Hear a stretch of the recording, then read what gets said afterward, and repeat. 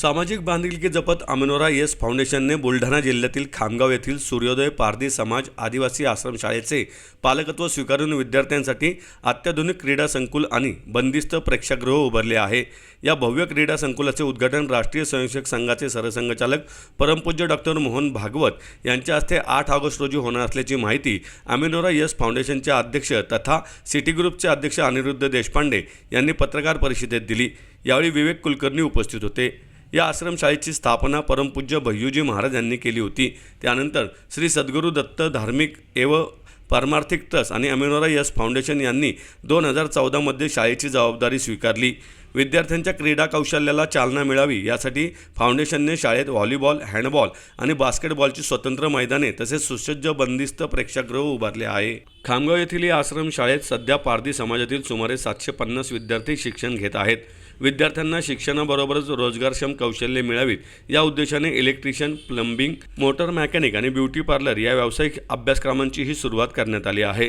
मी Aniruddha Deshpande, city corporation limited कंपनीचा managing director आहे आणि 8 ऑगस्ट रोजी सकाळी 9 वाजता खामगाव जिल्हा बुलढाणा इथं सरसंघचालक पूजनीय सरसंघचालक जे आम्ही आता स्पोर्ट्स कॉम्प्लेक्स बांधलंय, आमची जी आदिवासी पारधी शाळा आहे त्याचं उद्घाटन करणार आहे। स्पोर्ट्स कॉम्प्लेक्समध्ये इंडोर स्पोर्ट्स कॉम्प्लेक्स आहे, त्याच्यामध्ये बॅडमिंटन आहे, बास्केटबॉल आहे, प्लस कम्युनिटी हॉल सारखं पण आहे, त्याच्यामध्ये स्टेज हे सगळं केलेलं आहे। सो कम्युनिटी हॉल पण आहे, बाकीच्या वेळी गॅदरिंग्स ह्याच्यासाठी वगैरे वापरता येईल। आणि एक्सटर्नल आउटडोअरला 3 मैदान आहेत, हँडबॉल, व्हॉलीबॉल, बास्केटबॉल असे सगळे मैदानं पण तयार केलेली आहेत आणि त्या स्पोर्ट्स कॉम्प्लेक्सचं उद्घाटन 8 तारखेला करतील। पूजनीय सरसंघचालक येणार आहे आणि मध्य प्रदेशचे मुख्यमंत्री येणार आहेत आणि आदिवासी विभागाचे जे मंत्री आहेत महाराष्ट्राचे उईके साहेब आहेत आणि तिथले जे पालकमंत्री आणि लेबर मंत्री आहेत कुणकर साहेब ते पण तिथं येणार आहेत या कार्यक्रमात। तिथल्या मुलांची मागणीने आम्ही विचार करतो की पुढची स्टेज काय करायची आहे। सो जसं जसं त्यांचा प्रोग्रेस होतोय 10 वर्षामध्ये आम्हाला जे लक्षात आलं त्यांच्याबरोबर इंटरॅक्शन, प्रिन्सिपल जे शिक्षक आहेत त्यांच्याबरोबर जी इंटरॅक्शन असते त्याच्यामध्ये जे लक्षात आलं की ह्यांना काय एक्झॅक्टली एक स्टेप पुढे नेण्यासाठी न्यावं लागेल, त्यांना मेन प्रवाहात येण्यासाठी काय करावं लागेल, तर 8वी 9वीच्या मुलांच्या आम्ही पुण्याला पण ट्रिप आणतो।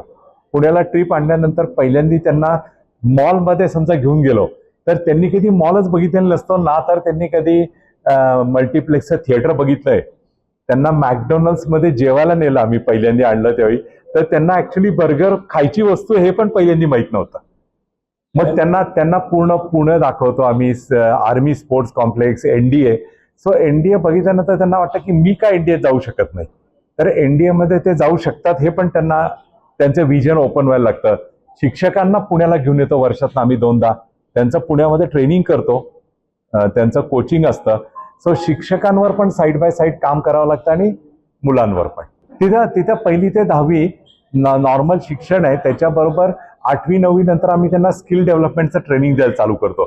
तर स्किल डेव्हलपमेंटमध्ये प्लंबिंग, इलेक्ट्रिकल, वेगवेगळ्या काही मेकॅनिकल आहेत, मग ते तिथनं जे शिकतात त्यांना परत बाहेर जाऊन दुसरीकडे ट्रेनिंग घ्यावं लागतं। सो मग औरंगाबादला जे मोठं ट्रेनिंग स्कूल आहे तिथं ते महिनाभर राहतात, मग त्याच्यानंतर त्यांना ॲश्युअर्ड नोकरी मिळते। सो ते मग तिथनं डायरेक्टली नोकरीला जातात। सो त्या 10वी नंतरची जी त्यांची गॅप आहे ती मोठी देता कामा नये, कारण का ते परत पाड्यावर जातील।